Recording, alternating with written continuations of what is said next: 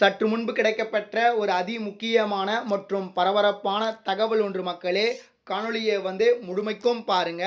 அதாவது தேர்தலில், அதாவது குறிப்பாக 2026 தேர்தலில் விஜயுடன் கூட்டணி வைக்க வேண்டும் அப்படின்னு சொல்லிட்டு இபிஎஸ் எடுக்கக்கூடிய ஒரு அதிரடியான முடிவுகள். இதை பற்றி தான் இந்த காணொலியில் பார்க்க போகிறோம். அதாவது எனக்கு பாஜகவுடன் கூட்டணி இல்லைனாலும் பரவாயில்லை, விஜயுடன் கூட்டணி வகித்தே ஆக வேண்டும் அப்படின்னு சொல்லிட்டு உறுதியாக இருப்பதாகவும் விஜய்க்கு ஃபோன் போட்டு பேசியதாகவும் ஒரு தகவல் நமக்கு கிடைக்கப்பெற்றிருக்கு. அதை பற்றி தான் இந்த காணொலியில் பார்க்க போகிறோம். காணொலியை யாரும் ஸ்கிப் பண்ணிடாதீங்க.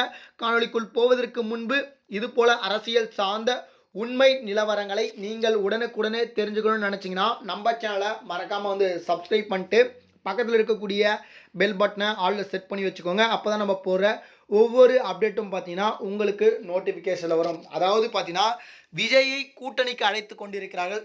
நிறைய விதமான கட்சிகள் விஜயை கூட்டணிக்கு அழைத்து கொண்டிருக்கிறது. இதில் நம்ம இபிஎஸ் அவர்கள் பார்த்தீங்கன்னா ரொம்ப விஜய் கூட்டணிக்கு அழைப்பதில் மும்புறம் காட்டி வருகிறார். ஏன்னா விஜய்க்கு எவ்வளோ பெரிய ரசிகர் பட்டாளம் இருக்கிறது. இப்போ ரசிகர் பட்டாளம் தொண்டர்களாக மாறியிருக்கிறார்கள்.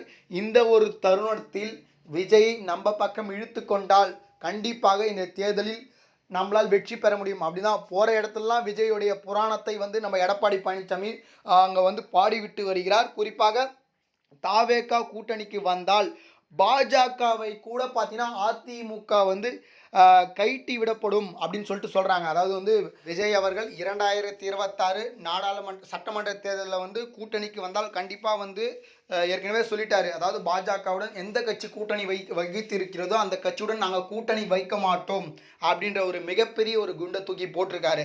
அதனால் பார்த்தீங்கன்னா நாங்கள் ஒருவேளை கூட்டணிக்கு வந்தால் பாஜகவுடன் நீங்கள் கூட்டணியை முறித்து கொண்டு வர வேண்டும் அப்படின்ற மாதிரி சொன்னதாகவும் அதற்கு எடப்பாடி பழனிசாமி ஒப்புதல் தெரிவித்ததாகவும் தகவல்கள் கிடைக்கப்பெற்றிருக்கு. ஆனால் பார்த்தீங்கன்னா முழுமையாக இன்னும் அதிகாரப்பூர்வ அறிவிப்பு வரல. ஒருவேளை விஜய் அவர்கள் கூட்டணி வந்தால் கண்டிப்பாக பாஜகவை கழட்டி விடுவாங்களா, ஒருவேளை கழட்டி விட்டால் என்ன மாதிரியான பின் விளைவுகள் அதிமுகவிற்கு வரும்? ஏன்னா ஏற்கனவே மத்தியத்தில் ஏகப்பட்ட பின் விளைவுகளை திமுக சந்தித்துட்டு இருக்கு.